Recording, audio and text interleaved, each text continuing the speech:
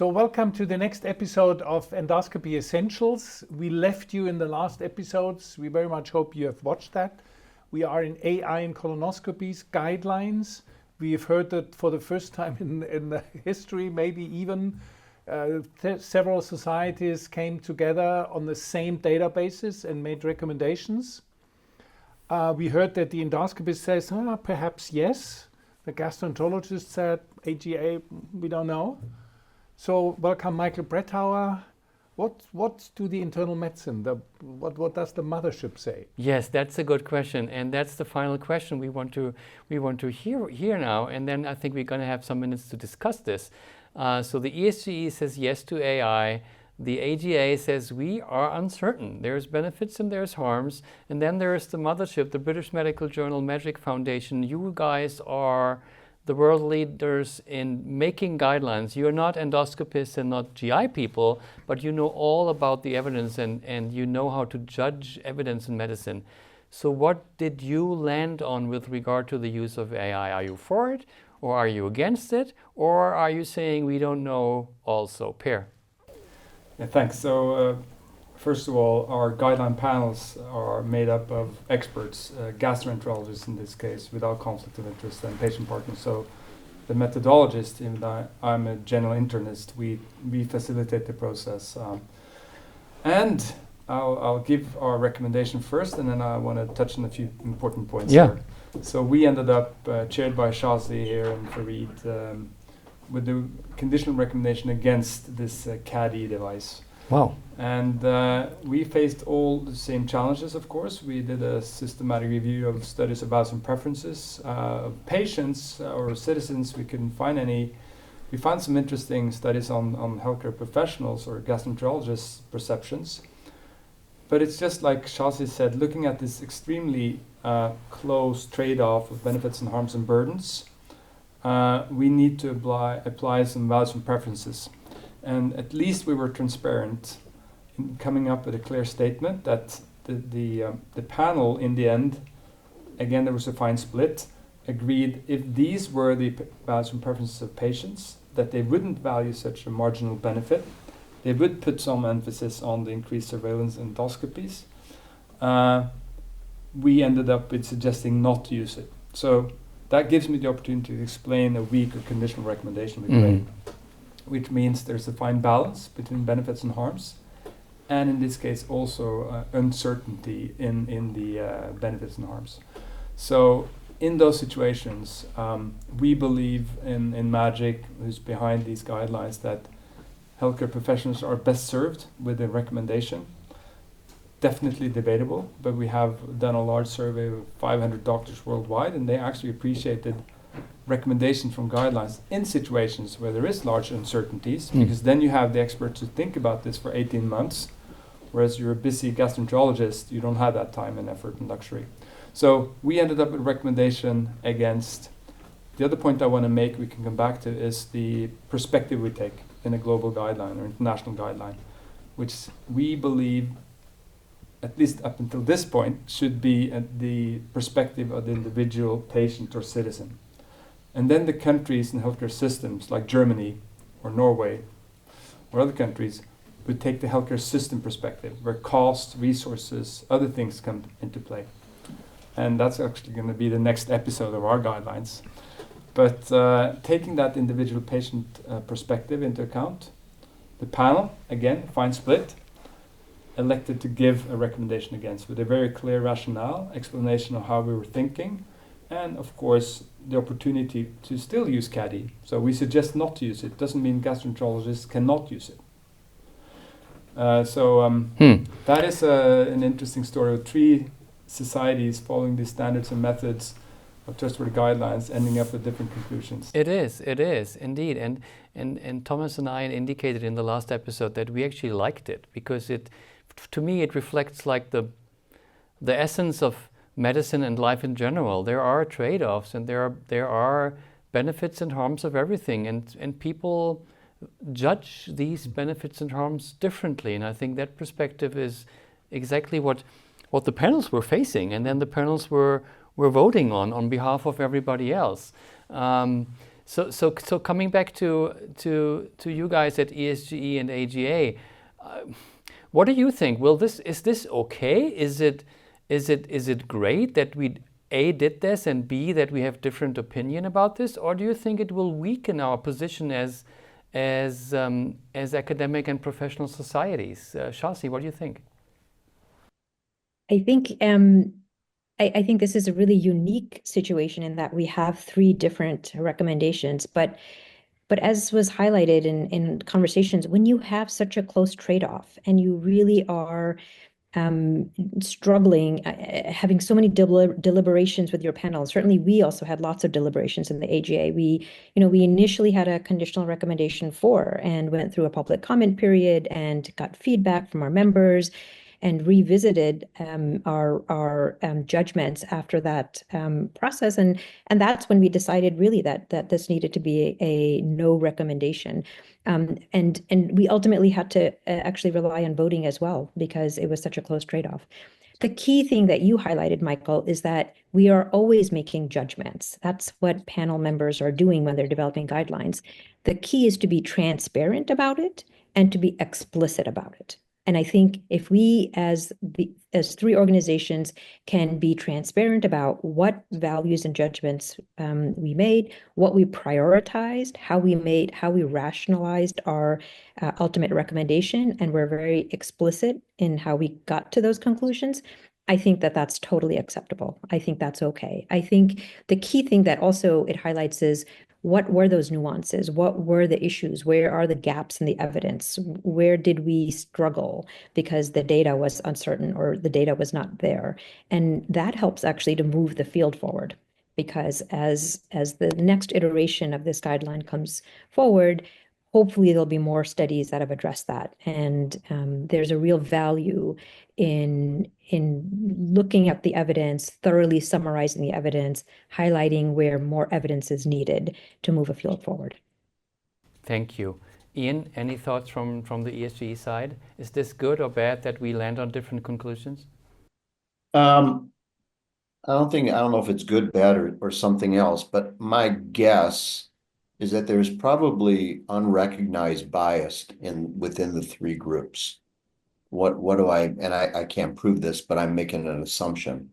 I think that we are endoscopists, and we are more likely to want to utilize a tool that is part of our endoscopy routine. The AGA is more gastroenterologist and maybe less endoscopy focused, and maybe that influenced their discussions and their public comments and feedbacks that they got. And the BMJ, even though they were gastroenterologists, again, they may be less likely to be endoscopy focused.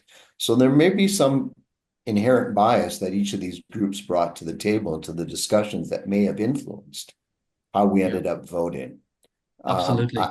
And we can't prove that. I'm just sort of making this assumption. What I do like about this is that we did all this based upon a common data set. I think it's very interesting. I'd like to see this go forward. I think we are going to see more studies in this area. I think we're also going to move to CADX eventually and evaluate that as well.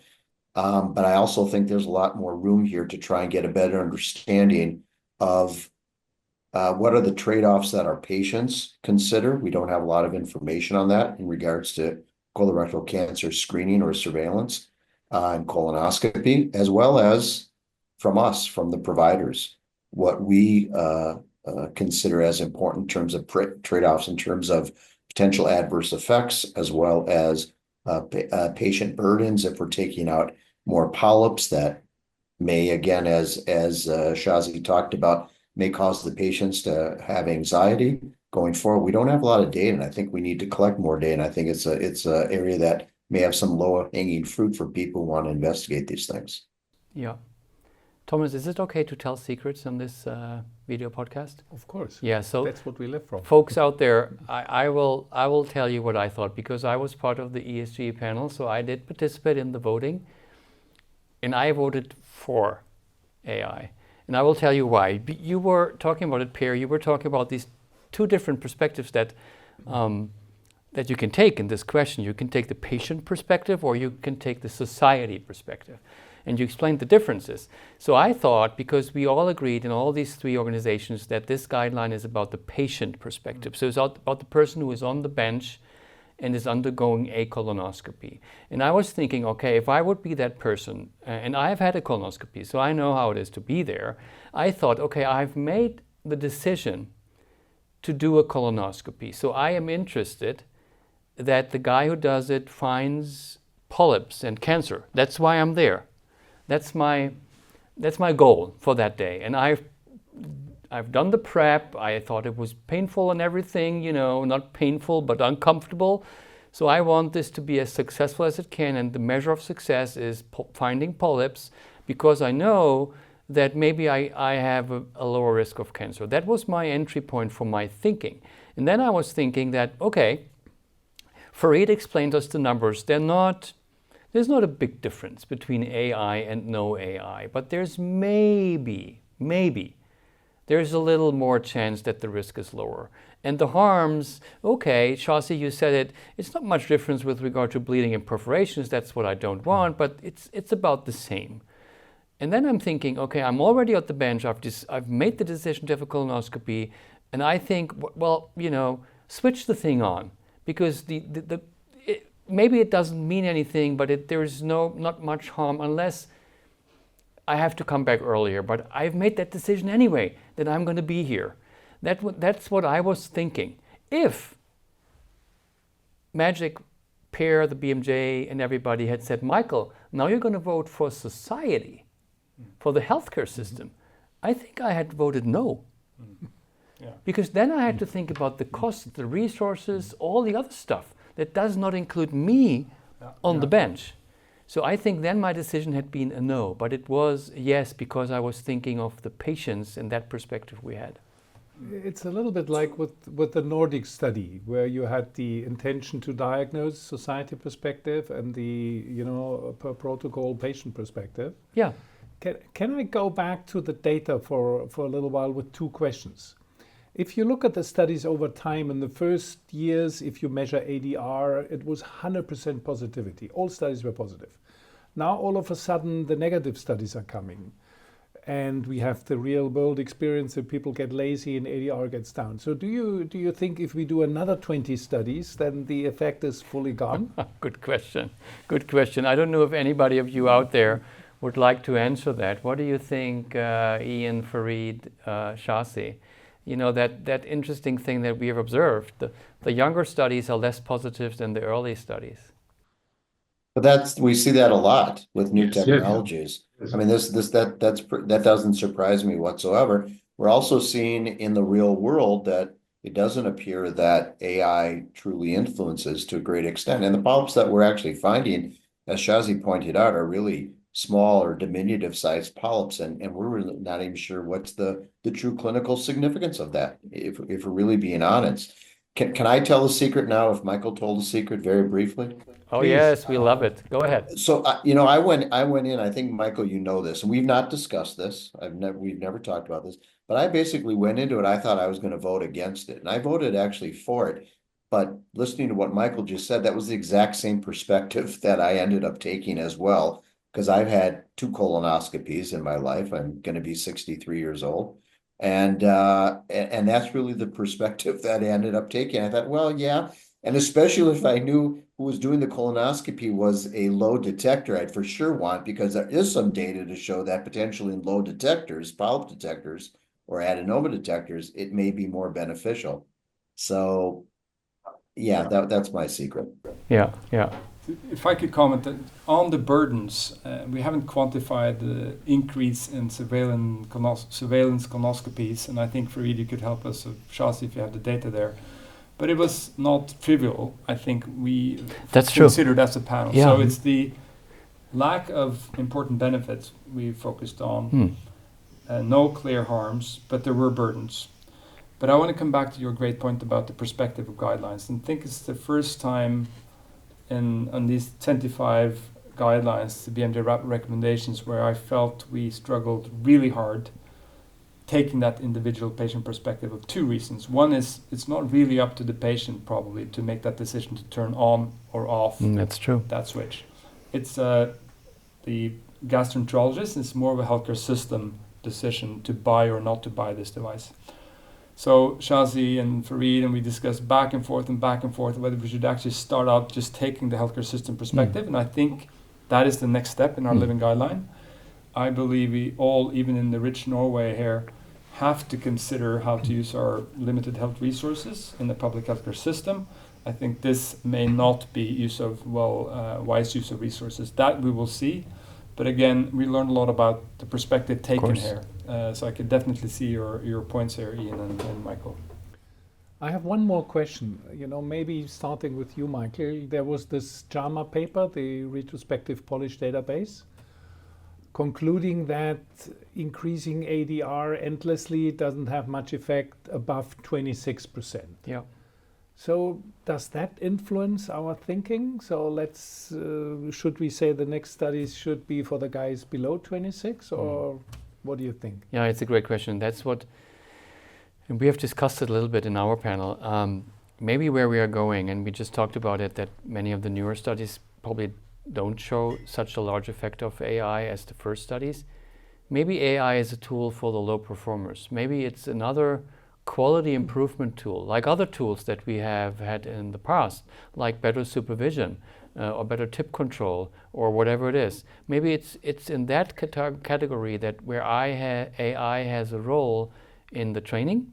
So train people to see polyps, and then for the people who are not good enough, for some reason, they may be late or early in their career, maybe their AI has a role. And when you are already above the threshold, if it's 26% or 35%, whatever, we can discuss that, then maybe it really is not so interesting if you use it or not. Well, at least in Germany, younger endoscopists perform better, by the way.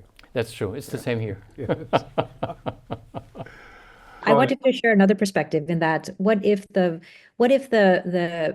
software program, which CAD-E we know as a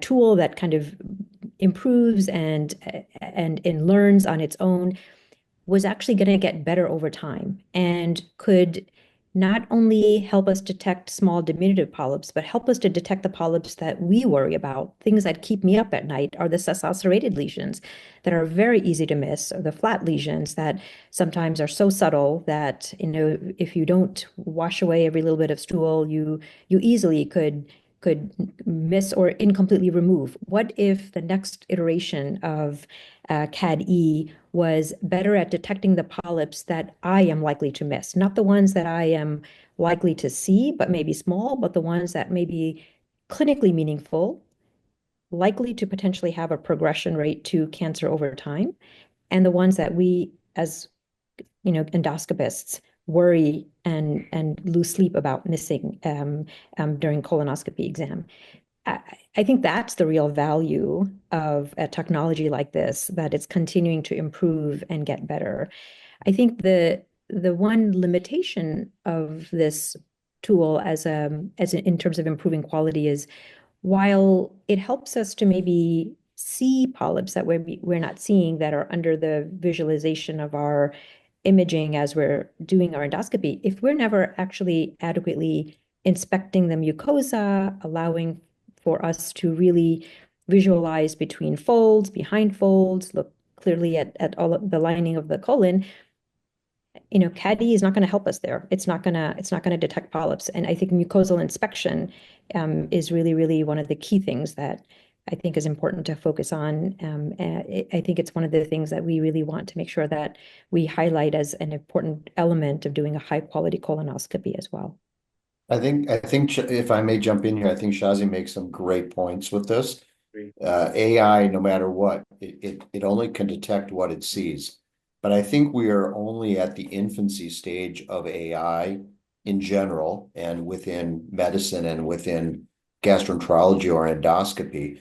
But I really think going forward, we're going to get polyp size given to us. It's going to tell us whether we should resect it or it doesn't need to be resected. I think that over time, in real time on withdrawal, I think we're going to be told what percentage of the colonic mucosa we are actually visualizing. It's going to provide us with whether it's the Boston Bowel Prep score or some other colon cleansing score. I think that is going to come. We're not there yet. I think this is at the very beginning of this technology. So we're going to have a lot more of these position statements, I think, over the next 5 to 10 years, and a lot more data.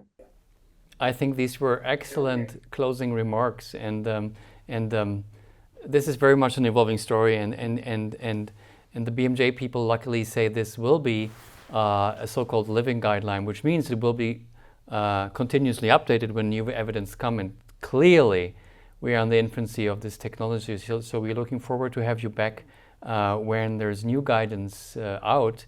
So I thank you very much, all of you. This has been very exciting, and I look forward to have you back at the next occasion. Everybody, thank you so much for listening and watching. We'll be back shortly.